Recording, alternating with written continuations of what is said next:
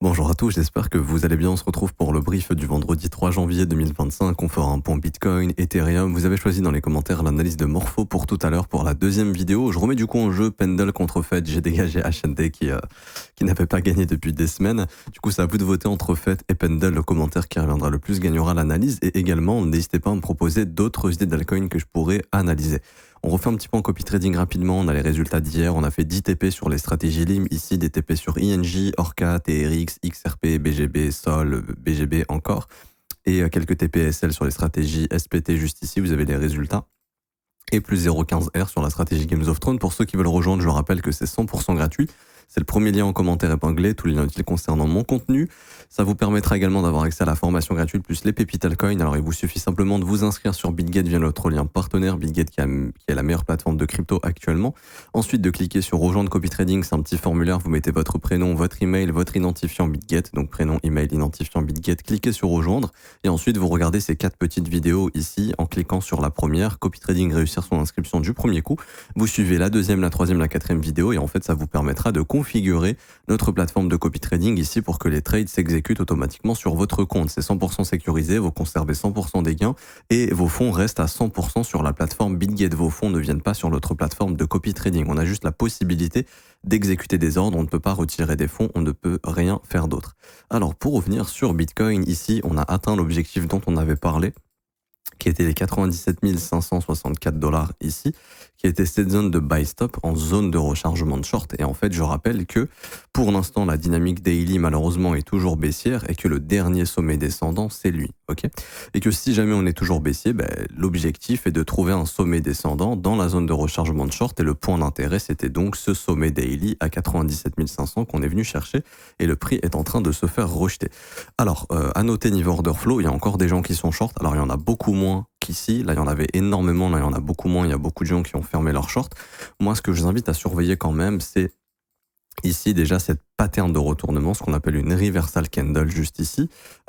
C'est-à-dire que le prix a cassé la dernière bougie baissière qui avait opéré plusieurs rejets, une bougie de rejet, une deuxième bougie de rejet jusqu'à être cassée. Et là, éventuellement, on pourrait former un imbalance haussier. Ok, donc ça va être à surveiller.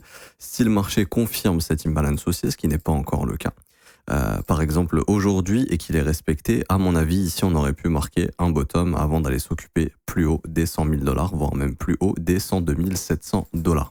En revanche, si l'imbalance haussier qui se formera ou pas aujourd'hui n'est pas respecté, ça confirmera que le rebond est terminé, qu'on fait une continuation baissière. Je vous le dis d'un point de vue technique, malheureusement, ce qui est le plus probable, c'est une continuation baissière.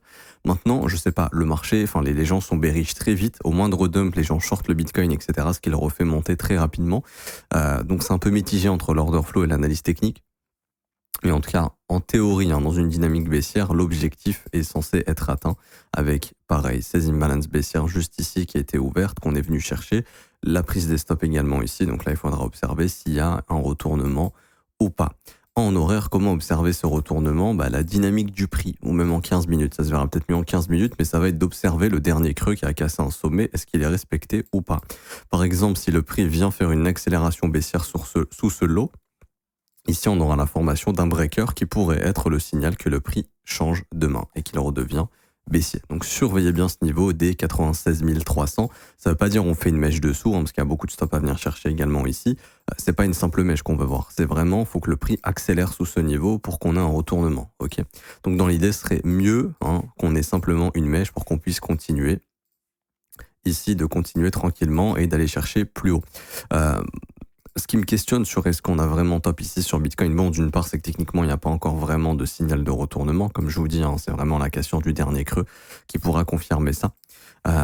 C'est surtout ETH qui n'a pas encore atteint les objectifs de prise de stop et qui pourrait indiquer que Bitcoin n'a peut-être pas encore fini ou que Bitcoin, par exemple, pourrait faire un rebond, ce qui permettrait à Ethereum d'aller chercher les stops.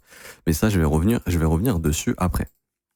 En tout cas, retenez bien que pour l'instant, malheureusement, ce mouvement ici, c'est toujours un mouvement de dynamique à la baisse, ok, que ce serait bien d'aller casser le dernier sommet descendant au-dessus des 100 000 $, ce qui pourrait vraiment confirmer que la correction est terminée et que là, on attend de voir si la dynamique horaire va s'inverser ou non, ce qui n'est pas encore le cas actuellement. Pour l'instant, ce n'est pas encore le cas. Ce serait le cas si on s'installe sous le creux que je vous ai indiqué ici qui pourrait former un breaker. Ok, on aurait même double breaker si le prix vient s'installer sous ce creux également. Donc là, ça serait vraiment un signal de retournement, ce qui n'est pas encore le cas actuellement.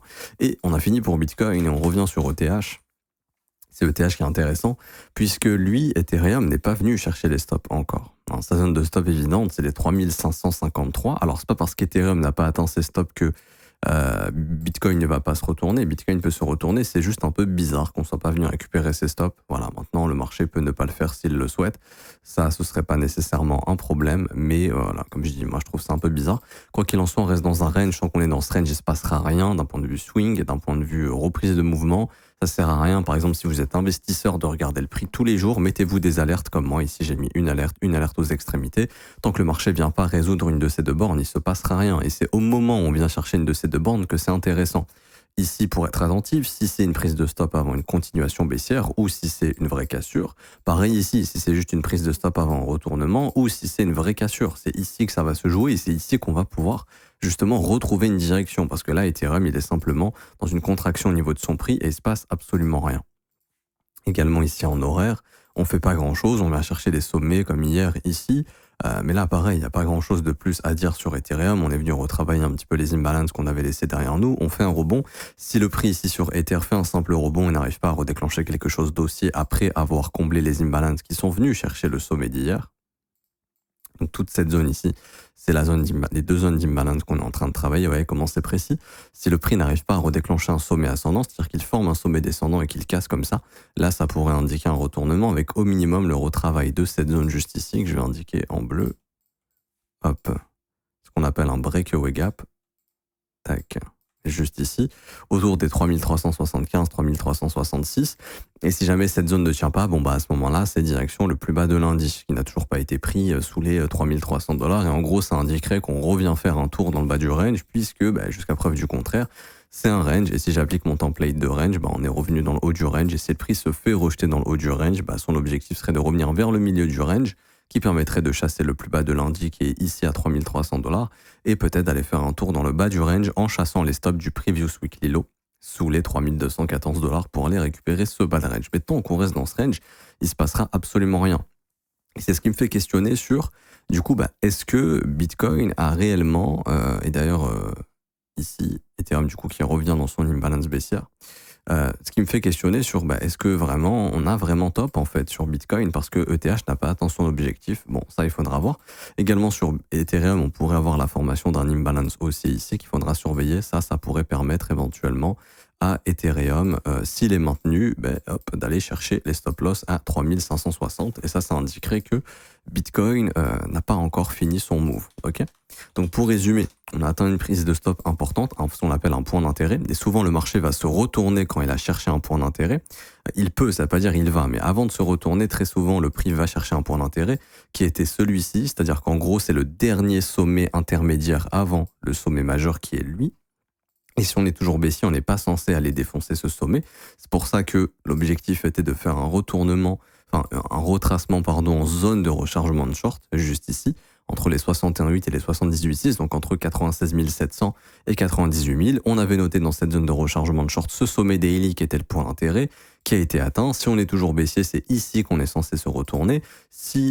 Mais pour l'instant, il n'y a pas encore de signal de retournement. Si le signal de retournement se confirme, on aura confirmé un sommet descendant. Et là, il faudra respéculer sur très probablement un Bitcoin qui ira chercher le Monday Low et du coup, au cours des prochaines semaines, plus bas, les 90 200, 89 400, etc., etc.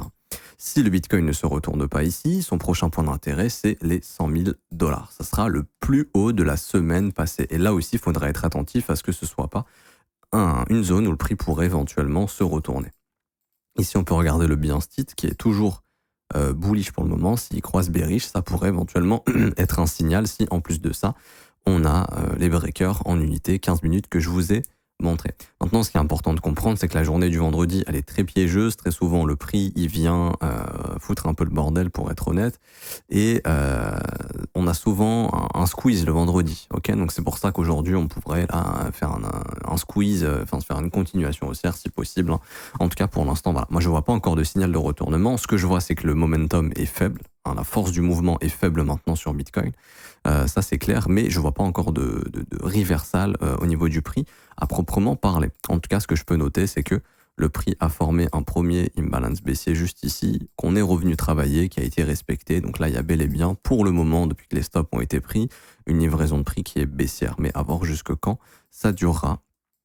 Ça peut, pour moi, c'est vraiment la dynamique du prix. Là, quand vous regardez, vous voyez, on n'a pas encore cassé le dernier creux, qui est ici, qui sera le creux à casser pour pouvoir, à mon avis, identifier un retournement après cette prise de stop pour rentrer dans quelque chose comme ça et du coup se rediriger vers les plus bas de lundi. Tant qu'on ne fait pas ça, je ne vois pas de retournement. Il est tout à fait possible d'aller chercher à plus de 100 000 dollars éventuellement. D'un point de vue liquidation, je m'arrêterai ici pour aujourd'hui. Vous voyez, les prochaines liquidations short, elles sont à peu près aux 100 000. Maintenant, les grosses liquidations sont plutôt sous le plus bas de lundi, ici vers les 90 000 jusqu'à 84 000. Donc c'est un gros point d'intérêt pour le prix. Et c'est pour ça que si jamais le marché se retourne ici, il y a énormément de chances que d'ici la semaine prochaine, on aille chercher ces plus bas ici, aux 90 200, 89 400. Je m'arrête ici pour aujourd'hui, j'espère que ça vous aura plu. Si c'est le cas, n'hésitez pas à laisser un petit pouce bleu, vous abonner si ce n'est pas déjà fait. Je vous referai un brief Bitcoin demain parce que je pense que ça va être intéressant et important de voir ce qui s'est passé aujourd'hui, surtout le vendredi, c'est assez volatile. Je vous rappelle qu'en commentaire épinglé, vous avez la formation gratuite, les pépites altcoin, le copy trading, la possibilité de rejoindre mon école si vous voulez vous former à mes côtés. La formation avec les pépites altcoin qui est juste ici, que vous pouvez récupérer, hop, sur le premier lien en commentaire épinglé, juste ici, formation bullrun plus les pépites. Ensuite, vous avez la possibilité d'avoir également accès à mon école de trading si vous voulez vous former à mes côtés tous les jours. On va analyser un petit peu les altcoins. Après, on va essayer de trouver des opportunités, des zones d'achat intéressantes. On va voir un petit peu les scénarios qui sont possibles. Je répondrai aux questions des élèves également. Et vous aurez même accès à la formation de l'école qui vous forme de A à Z, 19 heures de cours vidéo, 8 modules qui sont là pour vous former de A à Z. Ça commence à partir de 49 € par mois. C'est sans engagement. Vous avez aussi les offres 3, 6 et 12 mois si vous le souhaitez, qui sont disponibles. Et vous avez également les témoignages des élèves un petit peu plus bas si vous souhaitez les lire juste ici. En tout cas, vous êtes les bienvenus. Je m'arrête ici. On se retrouve tout à l'heure pour l'analyse de Morpho. À tout à l'heure. Ciao, ciao.